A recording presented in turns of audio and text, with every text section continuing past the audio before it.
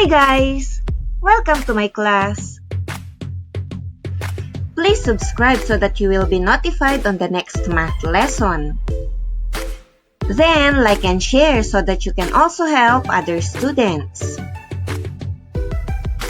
Our topic for today is about direct variation. You are going to learn it here, the easy way. Before we proceed to our main lesson, can I ask you one question? Can you name the mineral necessary for our bones? Calcium is the minerals necessary for our bones. But where can we get calcium? Let us continue the discussion regarding the minerals necessary for our bones later. Let us move first to the main objective of our lesson. We are going to find the constant of proportionality of a direct variation from a graph or an equation. And we are going to determine if the situation represents a direct variation.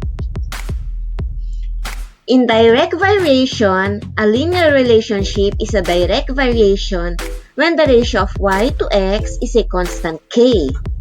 We can say y varies directly with x.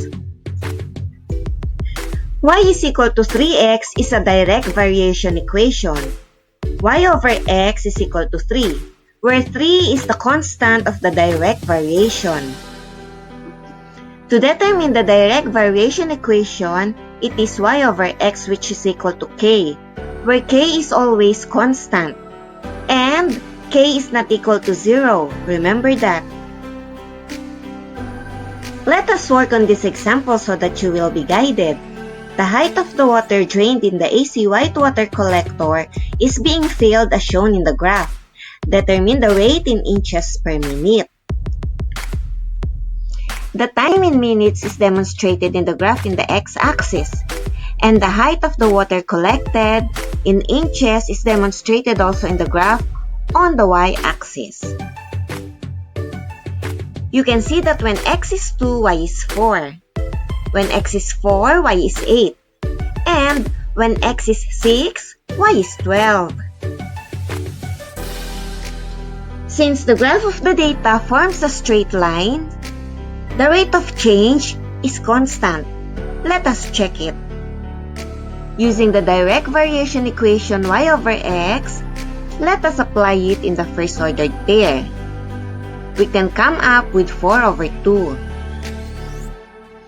Applying it on the second ordered pair, we can come up with 8 over 4, which is an equivalent ratio with the first ordered pair. Accordingly, on the third ordered pair, it will give us 12 over 6, which is an equivalent ratio of the first and the second ordered pair.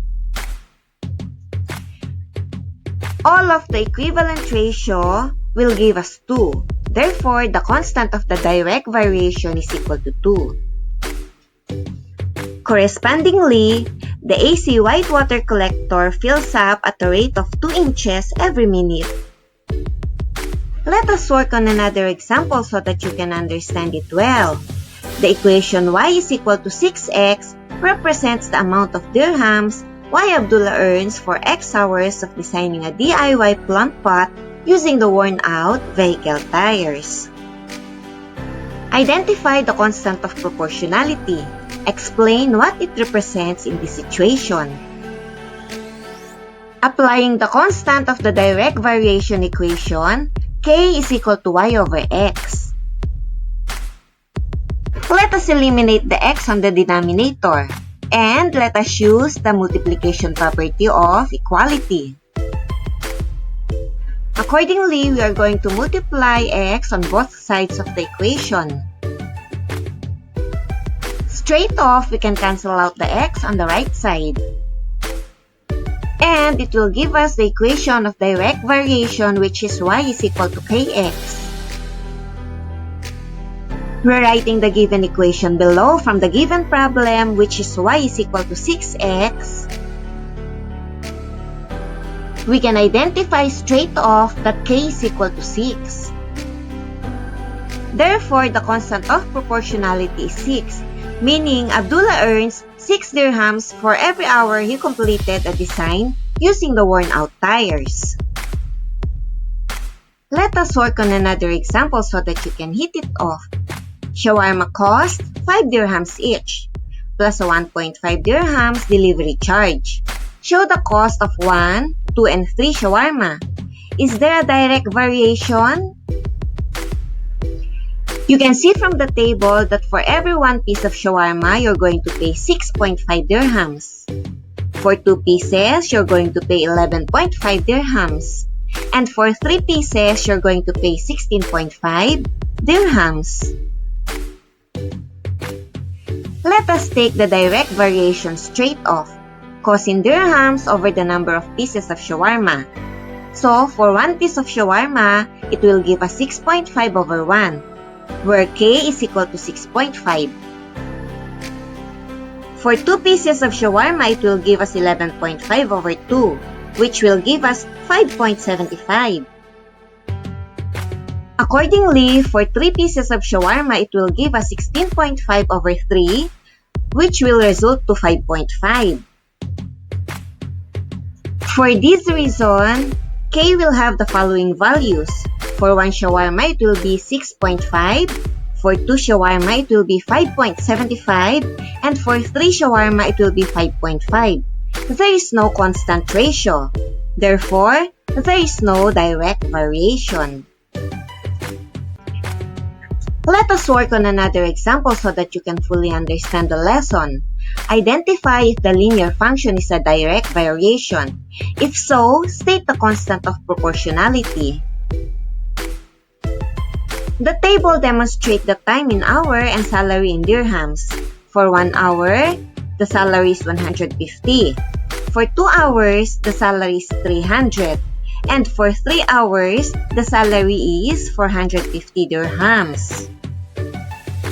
Working on the constant of proportionality, it will be in dirhams over hour, or salary over time. Therefore, for 1 hour, it will give us 150 over 1. For 2 hours, it will give us 300 over 2. And the ratio is equivalent. For 3 hours, it will give us 450 over 3. Therefore, all the ratios are the same. The function is a direct variation and the constant of proportionality is 150 over 1. To wrap it up, if the graph forms a straight line, the rate of change is constant. Subsequently, if there is a given equation in the problem, convert it straight off to the direct variation equation, which is y is equal to kx. And you can identify straight off what is the constant of proportionality.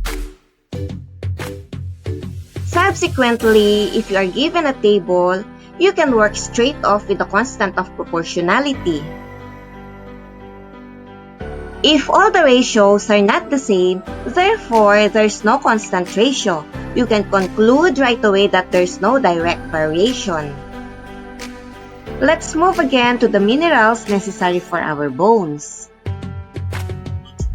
We mentioned a while ago that calcium is the mineral necessary for our bones. Absorbing calcium depends on a very important vitamin. It is vitamin D. And we can get fortified sources of vitamin D coming from the sun.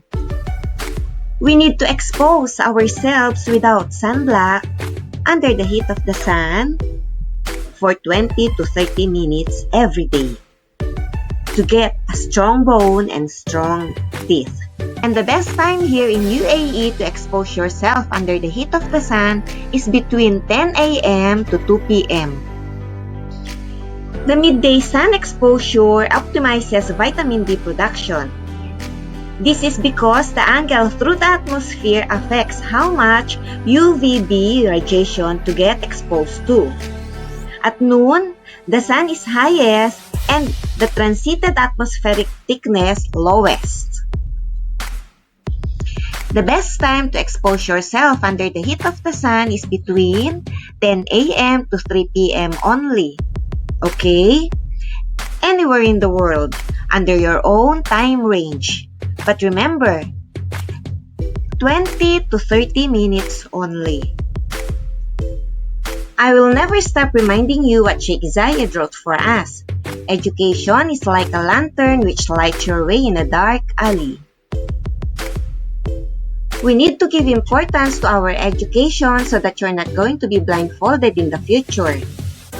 In case you have confusion on some part of the lesson, I want you to go back, revise it again, watch it carefully, slowly, and I know you can get it. Life is a math equation. You cannot get the most of it if you cannot convert the negative into positive. I want you to score high in math. Then, be wise and healthy, okay? Till next math lesson. Bye-bye!